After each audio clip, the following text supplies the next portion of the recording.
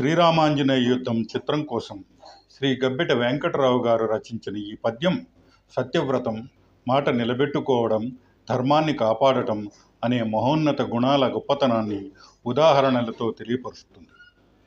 పద్యం: ఆడి తప్పుట కంటే అఘము లేదని గదా సర్వమిచ్చను హరిశ్చంద్రనుపతి, పలికి బొంకుట మహా కలుషమని గదా పాతాల మేఘను బలి విభుండు, శరణార్థి బ్రోచుట వరధర్మమని గదా తన దేహముని శిబి తరిగి ఇచ్చే నిరత సత్యవ్రత చరణుడౌటనే గదా అశువులైనను వీడ దశరథేశుడు, అంతవరకేలనయ్యవో అబ్జనాభా తండ్రి మాటను నిలుపగా దలచిగాదే 14 వనవాసి వైతివీవో రమ్య గుణ సాంద్ర శ్రీ రఘురామచంద్ర.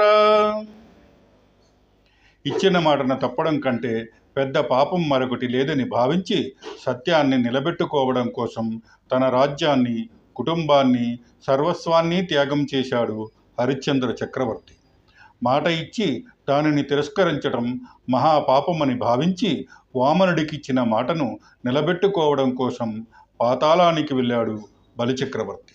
శరణు కోరిన వారిని రక్షించడం వరధర్మమని భావించి శరణు కోరిన పావురాన్ని కాపాడటానికి తన శరీరంలోని మాంసాన్నే కోసి ఇచ్చాడు శిబి చక్రవర్తి.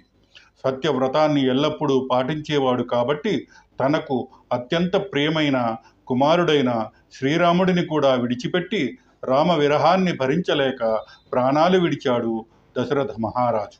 అంతవరకు ఎందుకు ఓ పద్మనాభ, తండ్రి ఇచ్చిన మాటను నిలబెట్టడం కుమారుడిగాని ధర్మమని భావించి తండ్రి ఇచ్చిన మాటను నిలబెట్టడానికి రాజ్యాన్ని, సుఖాలను వదిలి 14 సంవత్సరాలు అరణ్యవాసం చేశావు కదా ఓ సద్గుణాల సముద్రమా శ్రీ రఘురామచంద్ర. ఈ పద్యంలో హరిశ్చంద్రుడు, బలిచక్రవర్తి, శిబిచక్రవర్తి, దశరథుడు, శ్రీరాముడు అనే ఉదాహరణల ద్వారా మాట నిలబెట్టుకోవడం, సత్యం, ధర్మం, త్యాగం యొక్క గొప్పతనాన్ని కవి చెప్పారు. సర్వే జనా సుఖినో భవంతు. జై హింద్.